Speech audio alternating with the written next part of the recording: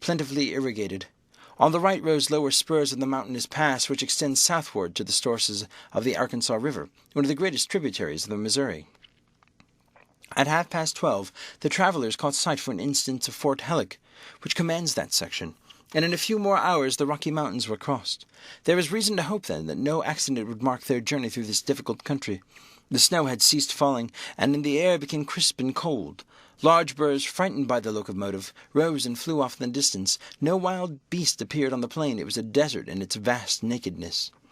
After a comfortable breakfast served in the car, Mr. Fogg and his partners had just resumed whist, when a violent whistling was heard and the train stopped. Passepartout put his head out the door, but saw nothing to cause delay. No station was in view. Aouda and Fix feared that Mr. Fogg might take it to his head to get out, but that gentleman contented himself with saying to his servant, "See what is the matter." Passepartout rushed out of the car. 30 or 40 passengers had descended, amongst them Colonel Stamp Proctor. The train had stopped before a red signal which blocked the way. The engineer and conductor were talking excitedly with the signalman, whom the station-master at Medicine Bow, the next stopping-place, had sent on before. The passengers drew around and took part in the discussion, in which Colonel Proctor, with his insolent manner, was conspicuous. Passepartout, joining the group, heard the signalman say, "No, you can't pass. The bridge at Medicine Bow is shaky and would not bear the weight of the train." This was a suspension bridge, thrown over some rapids about a mile from the place where they now were. According to the signalman, it was a ruinous condition, several of the iron wires being broken, and it was impossible to risk the passage. He did not in any way exaggerate the condition of the bridge. It may be taken for granted that, rash as the Americans usually are, when they are prudent there is good reason for it. Passepartout, not daring to apprise his master of what he heard, listened with set teeth, immovable as a statue. Cried Colonel Proctor. "But we are not going to stay here, I imagine, and take root in the snow?" "Colonel," replied the conductor, "we have telegraphed to Omaha for a train, but it is not likely it will reach Medicine Bow in less than 6 hours." "6 hours?" cried Passepartout.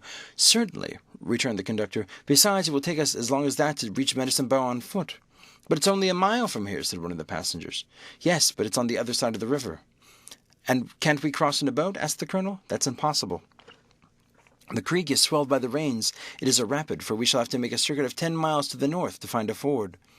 The colonel launched a volley of oaths denouncing railway company and the conductor, and Passepartout, who was furious, was not disinclined to make common cause with him. Here was an obstacle indeed, which all his master's banknotes could not remove. There was a general disappointment among the passengers who, without reckoning the delay, saw themselves compelled to trudge 15 miles over a plain covered with snow. They grumbled and protested, and would certainly have thus attracted Phileas Fogg's attention if he had not been completely absorbed in his game. Passepartout found out that he could not avoid telling his master what had occurred, and with hanging head was turning towards the car, when the engineer, a true Yankee named Forrester, called out, "Gentlemen, perhaps there is a way, after all, to get over." "On the bridge?" asked the passenger. "On the bridge." "With our train?" "With our train." Passepartout stopped short, and eagerly listened to the engineer. "But the bridge is unsafe," urged the conductor. "No matter," replied Forrester. "I think that by putting on the very highest speed we might have a chance of getting over." "The devil!" murmured Passepartout. But a number of passengers were at once attracted by the engineer's proposal, and Colonel Proctor was especially delighted, and found the plan very feasible. He told stories about engineers leaping their trains over rivers without bridges, by putting on full steam, and many of those present avowed themselves of the engineer's mind. "We have 50 chances out of 100 getting over," said one. 80, 90. Passepartout was astounded, and though ready to attempt anything to get over Medicine Creek, thought the experiment proposed a little too American. "Besides," thought he, "there is a still more simple way, and it doesn't even occur to any of these people. Sir," he said aloud to one of the passengers, "the engineer's plan seems to me a little dangerous, but 80 chances," replied the passenger, turning his back on him.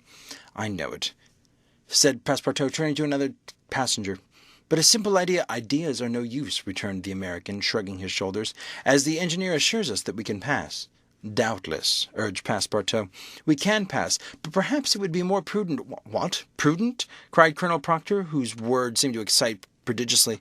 "At full speed, don't you see? At full speed." "I know, I see. But it would be, if not more prudent, since that word displeases you, at least more natural." "Pooh! What? What's the matter with this fellow?" cried several. The poor fellow did not know whom to address himself. "Are you afraid?" asked Colonel Proctor. "I afraid? Very well. I will show these people that a Frenchman can be as American as they." "All aboard," cried the conductor. "Yes, all aboard," repeated Passepartout, and immediately. "But they can't prevent me from thinking that it would be more natural for us to cross the bridge on foot and let the train come after." But no one heard this sage reflection, nor would anyone acknowledge its justice. The passengers resumed their places in the cars. Passepartout took his seat without telling what had passed. The whist players were quite absorbed in their game. The locomotive whistled vigorously. The engineer, reversing the steam, backed up the train for nearly a mile, retiring like a jumper in order to take a longer leap. Then, with another whistle, he began to move forward. The train increased its speed, and soon its rapidity became frightful. The prolonged screech issues from the locomotive. The piston worked up and down 20 strokes to the second.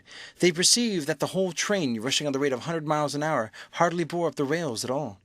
And then they passed over. It was like a flash. No one saw the bridge. The train leaped, so to speak, from one bank to the other, and the engineer could not stop it until it had gone 5 miles beyond the station.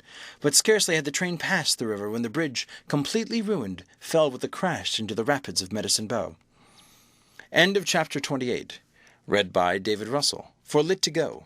Available on the web at fcit.usf.edu.